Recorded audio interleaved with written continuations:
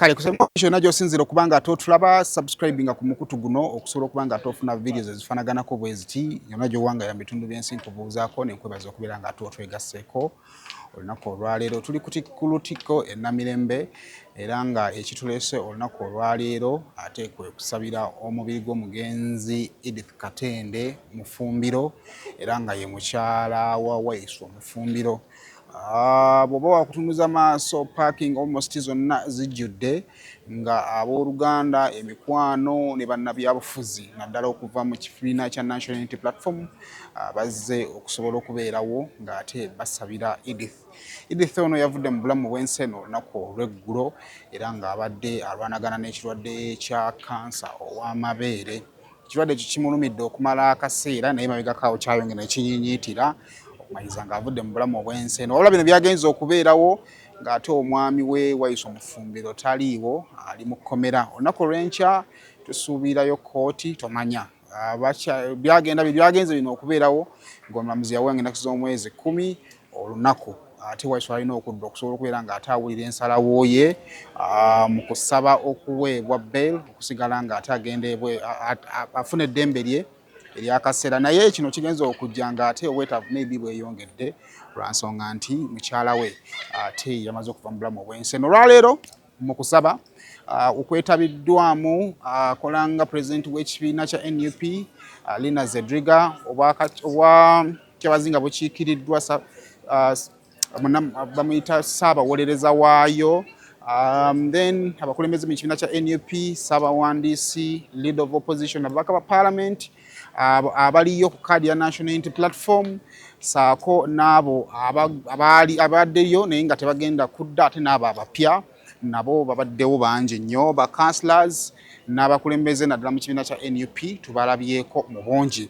Wabula mu lunaku olwaleero mu kusaba oyinza okugamba nti nno eyeetisse olunaku abadde Canon Reverend Musiiwuufu era nga yabuulidde olunaku olwaleero era ng'ebigambo bye byabuulidde bikutte ate ku bantu ababaddewo era okumanya nti ebigambo bya Canon Reverend Musiiwuufu bibakutteko kasita amaze okwogera ne bamuwa kye bayita standing ovation.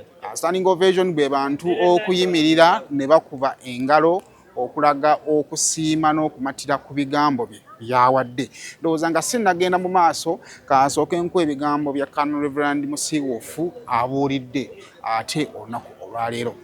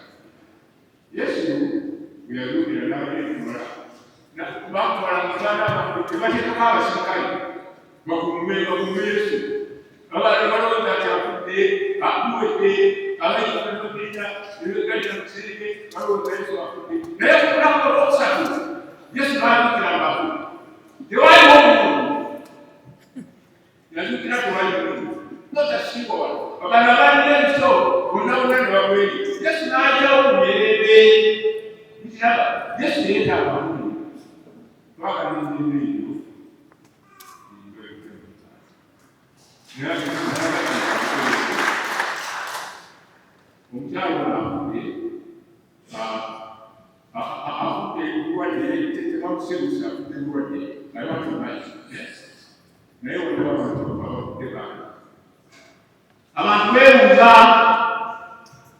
n'agategewayo eyali vice president mu Kenya yeebuuza Captain Babu yeebuuza Nakuyinde yeebuuza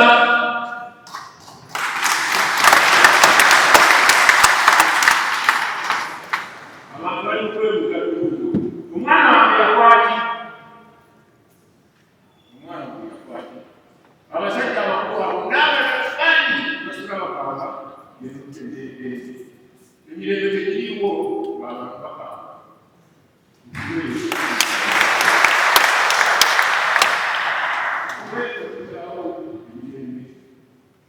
abali makomera besigye amateeka abazezaayo okwaka nekisha naligo gabanaba bakutatu nigenda okulaba kayaazi olwo obali okupitamu bagenda nebalumba amakaage omukyala yakola ki njagala okubabuuza banamu webanabyawuzi omuwayini yakola ki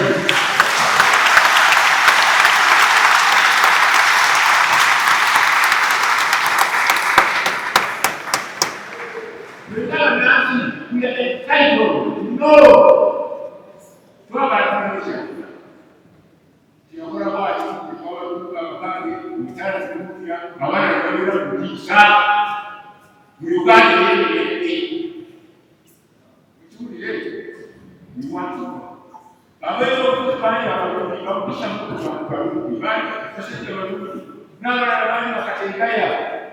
Abata bibi banduka abengu n'abeesoka n'abawa bali abali abasajja abalungi okulanga kwaffe okuba amasasi mukompola needaba abasajja abalungi nga baze yalina gatawakuyalyagerakunakosi wano batuuse tebatuuse mpire tugenda okulaba batuuse omukulembeze wa Uganda nayegerekwamu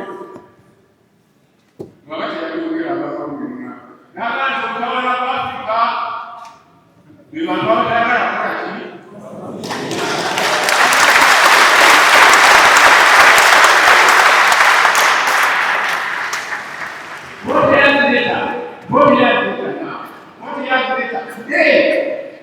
njagala nabe kubekitambi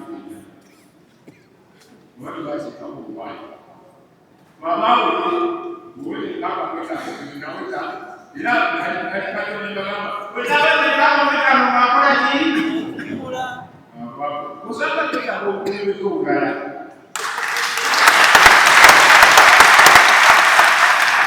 bala tutakuza pole ya alaika sasa akasana ndio soko kwa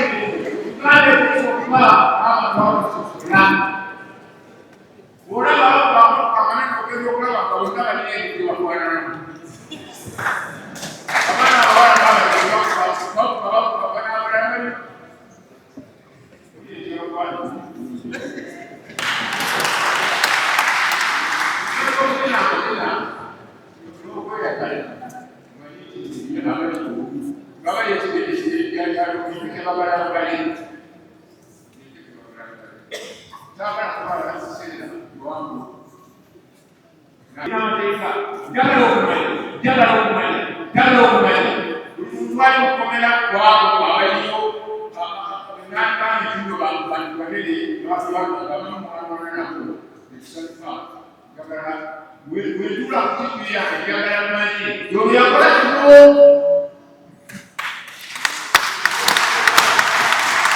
ngabali bakwata oyo yakola kino yekyogabaji bamukwata era saagala baweeyo lwaki olyagala okuwa what happened to prayer? What happened? Which is the question? What happened? When I say Baba, Jabara, I don't know what I say, Jabara, who are you from Uganda? I'm free.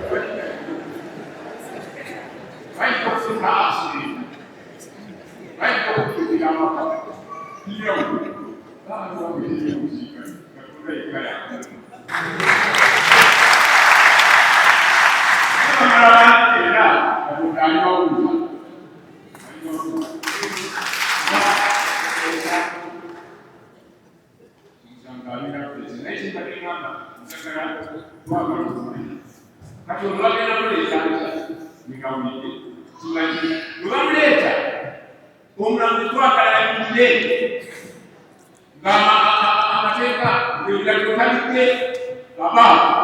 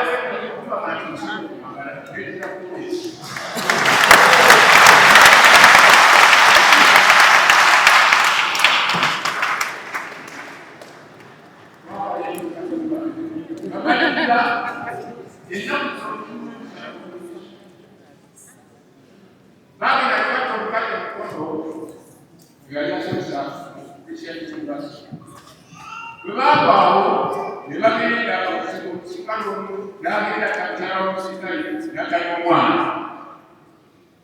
juzi awo nogegedeko bati juzi omukuka baba ngayaliko mu Amerika mwayogera alina nakusi galiko fokisi musozi okubawolemakagumeki omwana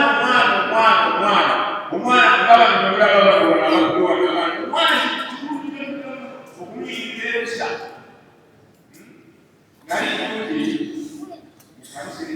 nagenda musale sukulu nenerairayo nenerairayo besibya ate sibya bbiri nenerairayo wanjagalayoyekubana so nikukanisa nanisukulu igenda maaso naye tubadde awo omwana omuto wanakolesa muzekikulu malirezi kano yeesiriye nekisawo mukanija owulira mwana muto mulire embuuza singa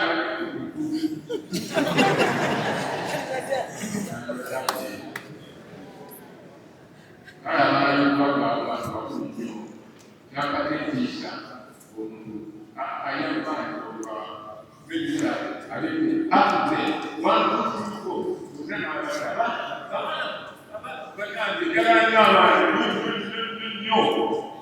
nyo kedewa.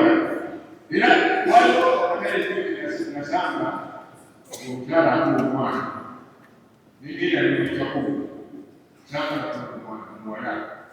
Pasti ada penjelasan. Jadi kita sama ada. Nah, ya saya kumpul example,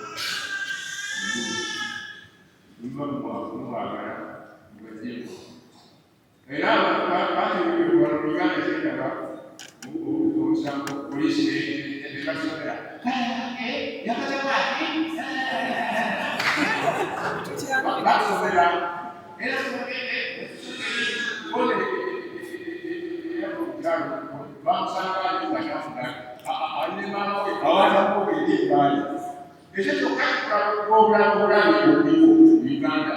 Como pato, tú, dale uno canal, en base, nada, no, no, no vas a poder. Y el día de la vida, tal expresión. You stand for the God. It's not just a place looking for the offender. That's not. Mubele, mubele, mubele, bisa. Mubele bisa mana mubele bisa. Mana mubele bisa. Buku bagi aku. Buku.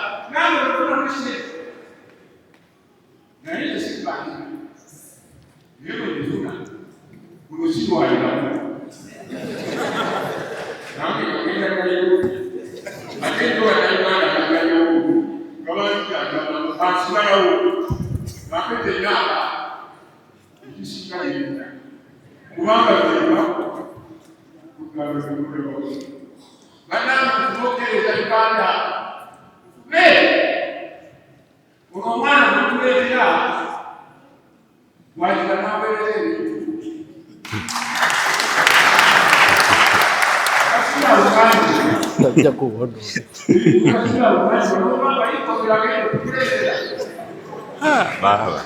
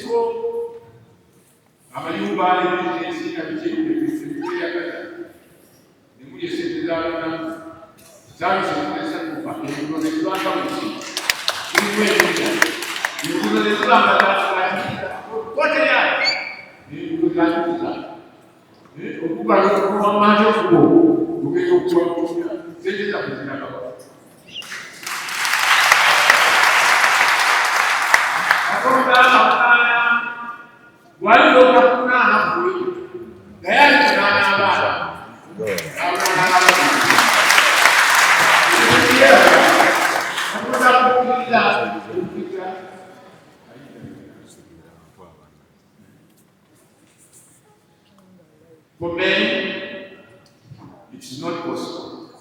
But not so with God. But with God, all things are possible.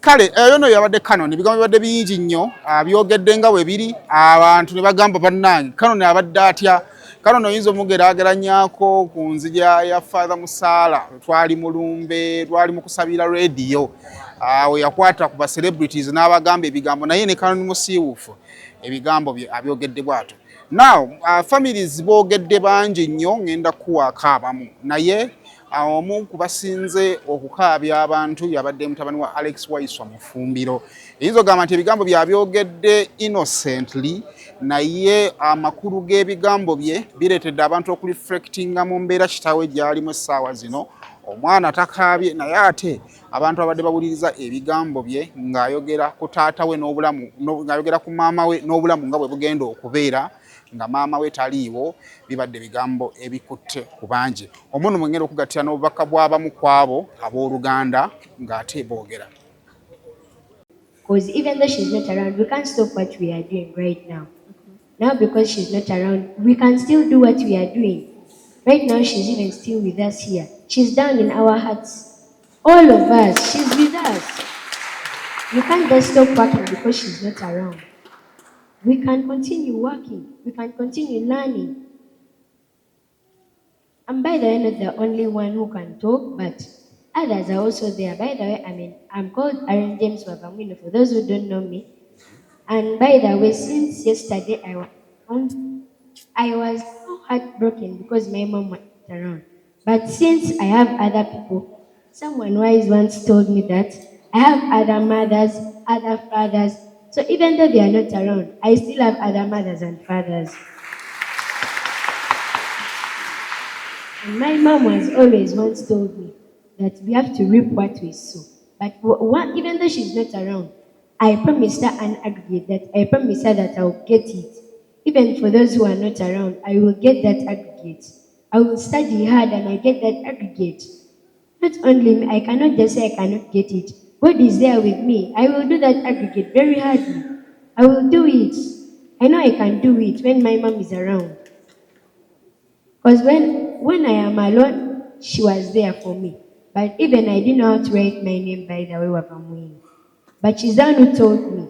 But now today, for the person I am today, because of her care, I was with my mom for 10 years. But even though she's not around, I will still survive this world without my mom. So they have other moms, other fathers. My grandparents are still around. My aunts, my uncles, the ones I was still calling my mom, they are still around. My sisters are there and brothers, they are still around. My uncles are there, they are still around. They will always be. Even though they go, I will still learn. I will have my children and my grandchildren. They will be there. So, we love you, mommy. We shall see you another day.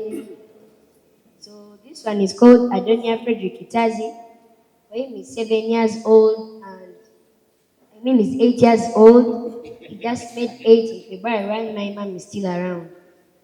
So this is Ebom Tembo Bakalikwila George, but some of you have not seen one of his names there because his names are a lot. So he's called Ebom Tembo Bakalikwila, and he's how old? About?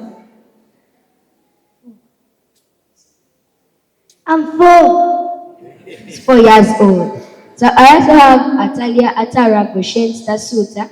She's just right there. Atalia, say hi to us. Yeah, she's still young. She can't understand what I'm saying right now, but she'll get used to it. So we have 4 children. Others are there, my siblings. So yeah, love you, mommy. Aja mbakubira ko mungalo orangiza waiswa mfundire nyinyi ebigamba byogeddeko waiswa nyinyi kale twebaza abavuka bafaabo the very very strong atusaba famire